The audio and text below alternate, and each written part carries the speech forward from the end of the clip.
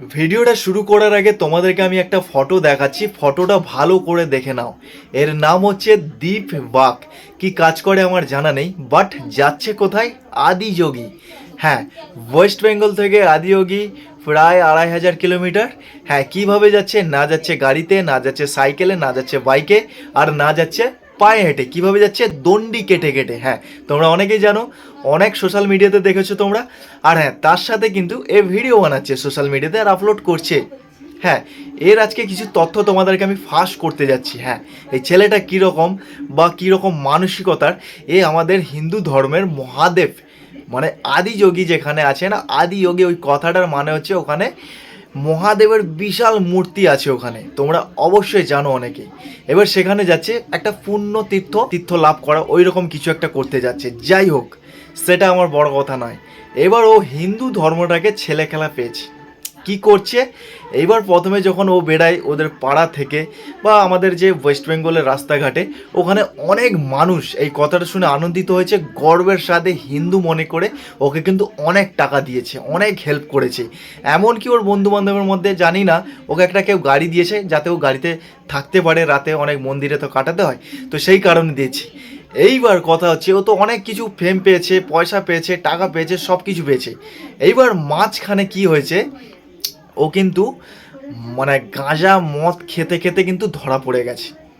এই যে তোমাদের কাছ থেকে মানে তোমরা ভাবছো আশীর্বাদ স্বরূপ ওকে কিছু টাকা দেই, ও টাকাটা নিয়ে যাদের সুস্থভাবে ভালোভাবে যেতে পারে, কিন্তু ও কিছু টাকাটা নিয়ে ও কিছু ১০-১২টা ছেলে মিলে ওরা একটা গ্যাং তৈরি করে, ওরা কিন্তু ওদের কানেক্টিভিটি থাকে, মোবাইল অবশ্যই আছে, ওরা ডেকে নেয়, তো ওরা মদ গাঁজা এইসব নেশা করছে।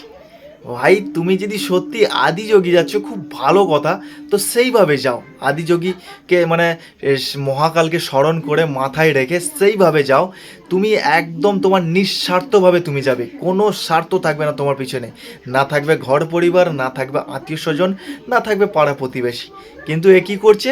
মানুষের কাছ থেকে টাকা নিচ্ছে, সেখান থেকে কি করছে? মদ গাঁজা এইসব, এমনকি গাড়ির ভেতর ছিল, যে গাড়িটাতে ও থাকতো না, ওই গাড়ির ভেতরে পাওয়া গেছে। ভিডিওতে তোমরা আশা করি অনেকেই জানো। এইবার ও কি করে, মাঝে মাঝে এই যে ভিডিওগুলো আপলোড করে সোশ্যাল মিডিয়াতে, ওখানে কিন্তু ওর একটা হিউজ পরিমাণে ইনকাম থাকে। তোমরা যারা জানো না, আজকালকার দিনে তোমরা ইউটিউব কিংবা সোশ্যাল মিডিয়া, ইনস্টাগ্রাম, ফেসবুক, এখান থেকে কিন্তু ভালো পরিমাণে টাকা ইনকাম হয়। তো ওখান থেকে ও কিন্তু একটা ভালো আর্নিং পাচ্ছে। তো সেটা ছেড়ে দাও, ও এত দূর যাচ্ছে, কষ্ট করছে, আপলোড করছে ভিডিওগুলো, ওর পেছনে অনেকটা মেহনত আছে, সেটা পাচ্ছে পাক। এইবার ও মাঝে মাঝে কি করে, ওর যখন পয়সার প্রয়োজন পড়ে, হ্যাঁ, যখন গাঁজা কেনার পয়সা না থাকে বা যখন নেশা করার যখন পয়সা না থাকে, তখন সোশ্যাল মিডিয়াতে এসে বলে, হ্যাঁ আমাকে ভাই হেল্প করো, আমি প্রচুর বিপদে পড়ে গেছি। এই বিপদটা কী সেটা তো খুলে বলে না। এই যে রিসেন্ট একটা ভিডিও ছেড়েছে, সেটাতে বলছে আমার একটা অ্যাডাপ্টার লাগবে, মানে এই যে চার্জিং করার জন্য একটা পাওয়ার ব্যাঙ্ক লাগবে, আমি যে রাস্তাঘাটে শুয়ে থাকি একটা সোলারের জন্য একটা সোলার লাগবে, তো তোমরা আমাকে কিছু হেল্প করো, আমি অনেক বিপদের মধ্যে আছি, আমাকে কেউ হেল্প করছে না, কোনো মন্দিরে ঢোকাচ্ছে না। প্রথম কথা বলি, ভাই তুমিও যেমন আদিযোগী যাচ্ছ না, আমাদের পূর্ব মেদিনীপুরের খেজুরি থানার অন্তর্গত একটা ছেলে, হ্যাঁ, তরুণ বেহেরা নামে, ও যাচ্ছে আদিযোগী।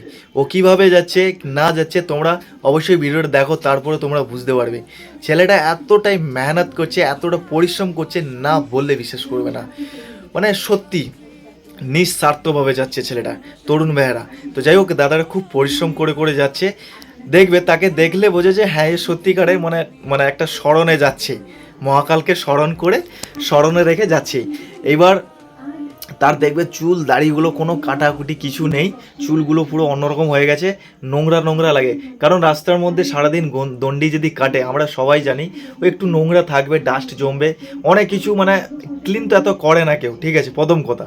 আর কোথায় থাকে, কি করে, স্নান করে না করে, এইসবের কোনো ঠিক থাকে না, তো অবশ্যই নোংরা লাগবে। কিন্তু এই দীপ ভাইকে যদি দেখো তোমরা, কিন্তু যখন সোশ্যাল মিডিয়া দেখবে ভাই, গালগুলো গ্লো করছে, মানে সত্যি চমক আসছে একটা ওর মধ্যে, দেখি চুলগুলো যেন শ্যাম্পু করানো ফুরফুর করে উঠছে। প্রথম কথা হচ্ছে ও ভাই 5 স্টারের মানে একটা লেভেলের মানুষ।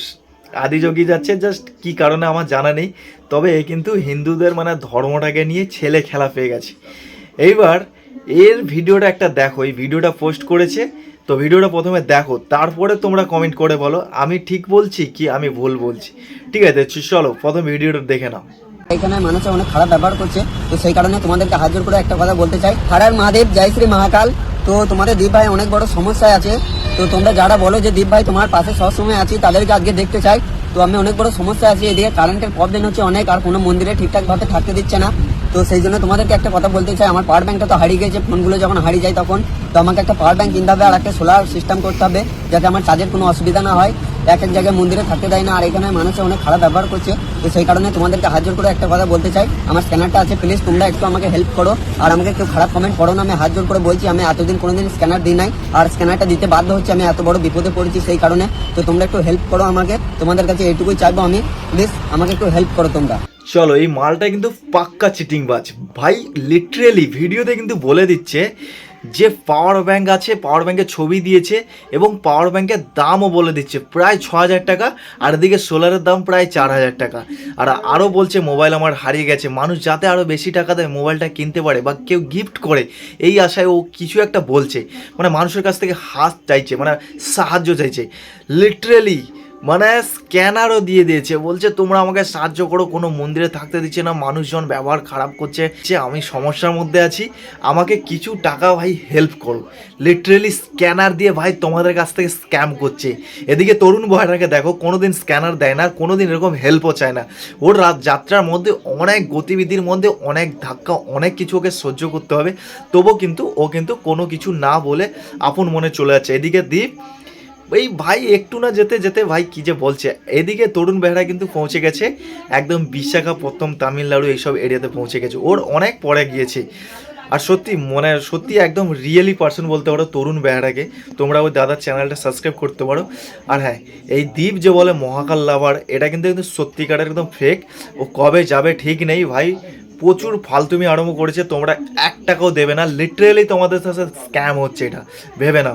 এবার একটা কথা আমি তোমাদেরকে বুঝিয়ে দিই, ওই ভিডিওতে যদি কমসে কম 5 মিলিয়ন মানে 50 লাখ মানুষ দেখে, তার মধ্যে যদি কমসে কম 1 লাখ মানুষও যদি 10 টাকা করে দেয় না ভাই, এবার তুমি আন্দাজ করো বা ক্যালকুলেট করে দেখো যে কত টাকা দাঁড়াচ্ছে ভাই। এইরকম করে কিন্তু দ্বীপ ইনকাম করছে, তোমরা 1 টাকাও দেবে না ওকে। ও যদি সত্যিকারে যদি সেরকম ভোলে বাবার স্মরণে যায়, মহাকালের স্মরণে যায়, তো যেতে দাও, বাধা বিপত্তি ওকে পেরিয়ে যেতে হবে। তা নয় ও কি করছে, মানুষের কাছ থেকে হেল্প নিয়ে নিয়ে স্ক্যানার দেখে দেখে ভাই স্ক্যাম করছে। 1 টাকাও দেবে না ওকে, আর কোনো রকম হেল্প করবে না। প্রথম কথা, ও এখন বর্তমানে আমাদের রাজ্যে নেই, যার কারণে ও এখন স্ক্যানার পাঠাচ্ছে আর এরকম স্ক্যাম করছে মানুষের সাথে। আর ছেলেটা খুব সুবিধারও নয়, ঠিক আছে। যাই হোক, ওকে ওকে ওর মতো করে যাত্রায় যেতে দাও। তো চলো।